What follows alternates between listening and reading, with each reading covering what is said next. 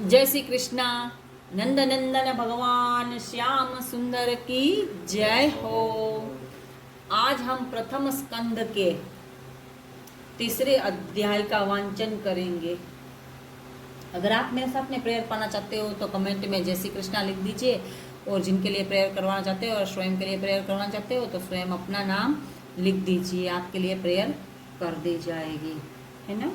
चलिए, free of cost है, इसका कोई पैसा नहीं लगता, लेकिन कमेंट करिए तो सही, आपके लिए प्रार्थना होगी और आपको इसका रिजल्ट भी अवश्य ही मिलेगा, क्योंकि प्रार्थना करना मेरा कर्म है, मेरा कर्तव्य है, कर्म है, फल देना इनकी जिम्मेदारी है। चलिए, जय श्री कृष्णा। तीसरा अध्याय, इसमें 19 या 29 अध्याय है। प्रथम में मैं देख के आपको बता ही देती हूँ, है ना। हाँ, शायद 19 या 29 अध्याय है। तो अब हम तीसरे अध्याय तक तो पहुंच ही गए हैं, है ना। हाँ, 19 अध्याय ही है। अब हम तीसरे अध्याय तक पहुंच चुके हैं। बाकी के अध्यायों को इसी तरीके से निरंतर पढ़ते रहेंगे। चलिए शुरू करते हैं। जय श्री कृष्णा। श्री हरि भगवान के विविध अवतारों का वर्णन सुत जी बोले हैं। सनकादिक ऋषियों संसार में अवतार धारण करने वाले आदि पुरुष निराकार स्वरूप है।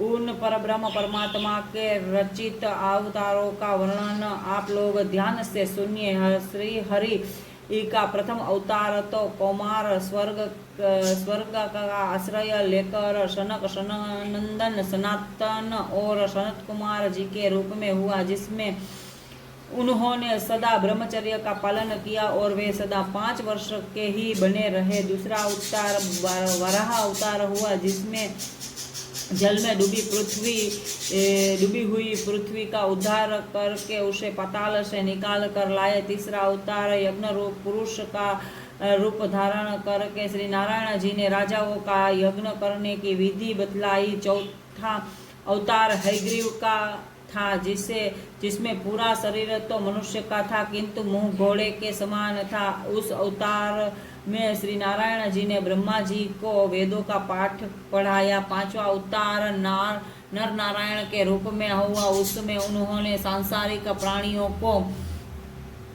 तपस्या का मार्ग दिखलाने के लिए बद्री केदार में बैठकर अखंड तपस्या की। छठे अवतार में श्री हरि ने कपिल मुनि का रूप धारण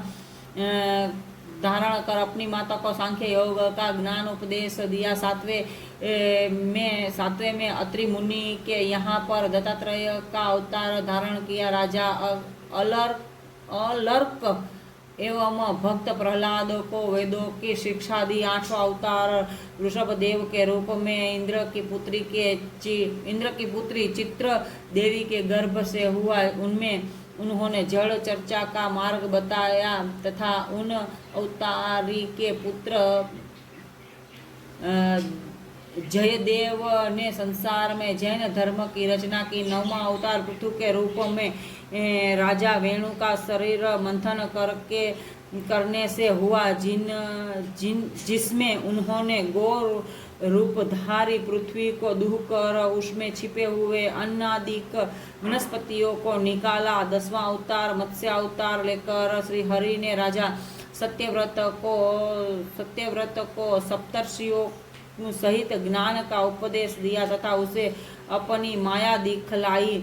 11वें अवतार में श्री हरि ने कच्छप रूप में समुद्र मंथन के समय अपनी पीठ पर मंद्राचल पर्वत को धारण किया। 12वें अवतार में भगवान धन्वंतरी हाथ में अमृत कलश लेकर समुद्र से प्रकट हुए और आयुर्वेद शास्त्र की रचना की। 13वें अवतार में मोहिनी रूप से राक्षसों को अपनी सुंदरता से मोहित कर उनसे अमृत कलश प्राप्त कर लेने के लिए हुआ।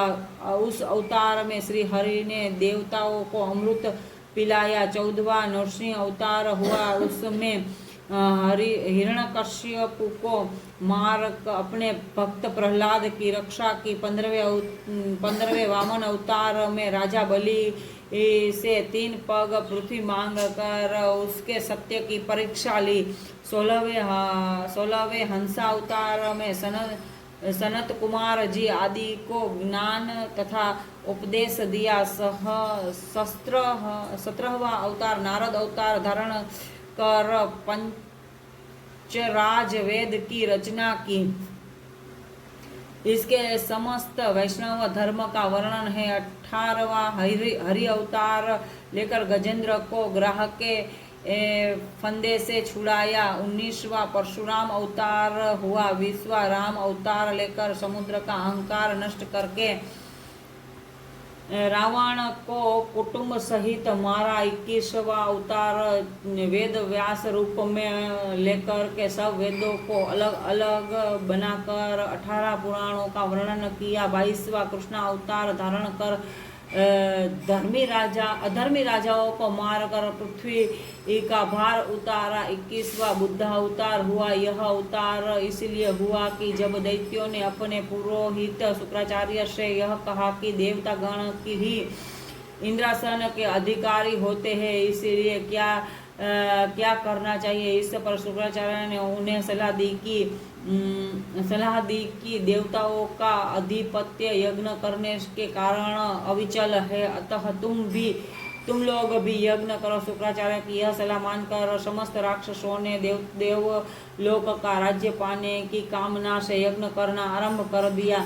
उस समय सभी देवतागण डरकर श्री विष्णु भगवान के पास गए और वो अनेक प्रकार से स्तुति करके हाथ जोड़कर कहने लगे, हे प्रभु, असुर लोग हमसे वैसे ही अधिक बलवान है। अब यज्ञ करने से तो वह और भी अधिक शक्तिशाली हो जाएंगे। उस स्थिति में हम उनको कैसे जीत सकेंगे। अतः आप कोई ऐसा प्रयत्न कीजिए जिससे हम लोगों का यह डर जाता रहे। देवताओं की इस भांति विनय सुनकर श्री नारायण जी ने बुद्ध अवतार धारण किया और मलिन वस्त्र पहनकर हाथ में चंवर लेकर उस जगह गए जहां असुर लोग यज्ञ कर रहे थे। बुद्ध रूपधारी श्री नारायण जी को देखते ही असुरों ने उनका बहुत आदर किया। उसके पश्चात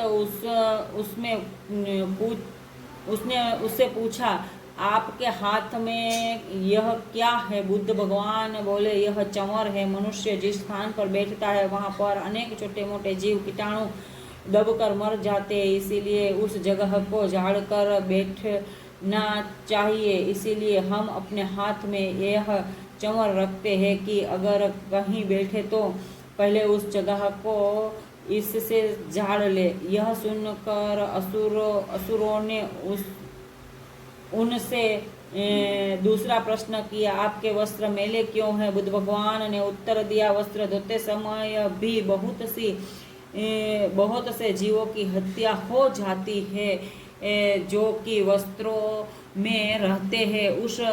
इस कारण हमने वस्त्र न धोने का व्रत ले रखा है। बुद्ध भगवान की यह बात सुनकर वे असुर मोहित हो गए और उनका मन यज्ञ से हट गया। उन्होंने आपस में विचार किया कि यज्ञ करने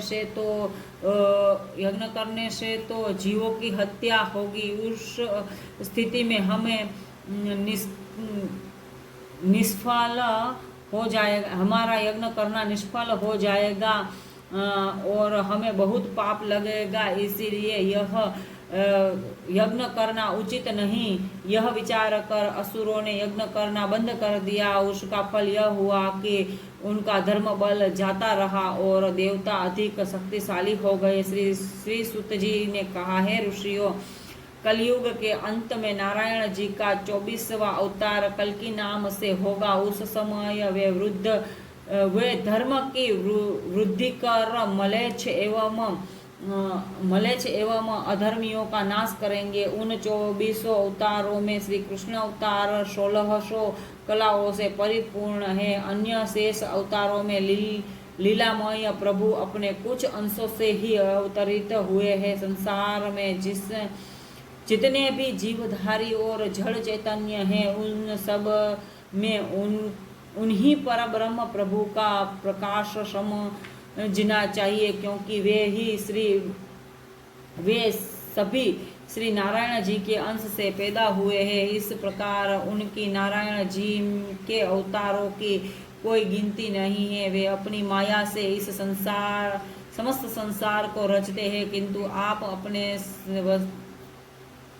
अपने उसके वशीभूत नहीं रहते हैं। उनकी लीला, नाम और चरित्रों को कौन जान सकता है? जो प्राणी सदा उन्हीं का स्मरण करता रहता है और उनके अलावा अन्य किसी का भरोसा नहीं करता, वही उन्हें पहचान सकता है। जो मनुष्य परमात्मा को जानने के लिए सांसारिक माया मोह का परित्याग कर देता है, उसी के हृदय में उस परब्रह्म परमात्मा का प्रकाश होता है। समस्त स्थूल तथा सूक्ष्म जगत में वे आदि पुरुष महाप्रभु अपनी सत्ता से व्याप्त हो रहे हैं, परंतु इस तत्व को लेकर केवल तत्वज्ञानी ही पहचान पाते हैं। भगवान वेद व्यास जी ने सांसारिक जीवों का भवसागर से पार करने के निमित्त श्रीमद् भागवत में समस्त वेदों का तत्व और भगवान के चरित्रों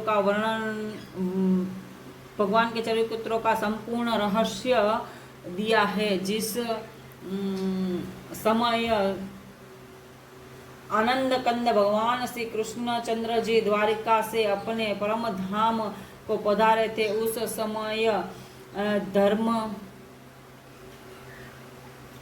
समय धर्म का सूर्य छिप जाने के कारण जगत से समस्त शुभ कर्मों का लोप हो गया था।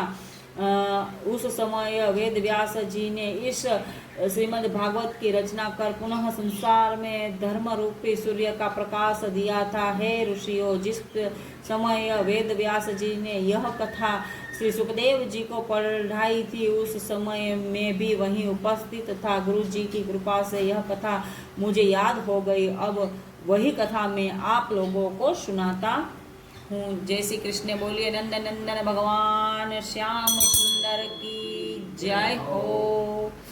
आज हमने 3 अध्याय पूरे किए, अब हम चौथे अध्याय से आगे शुरुआत करेंगे।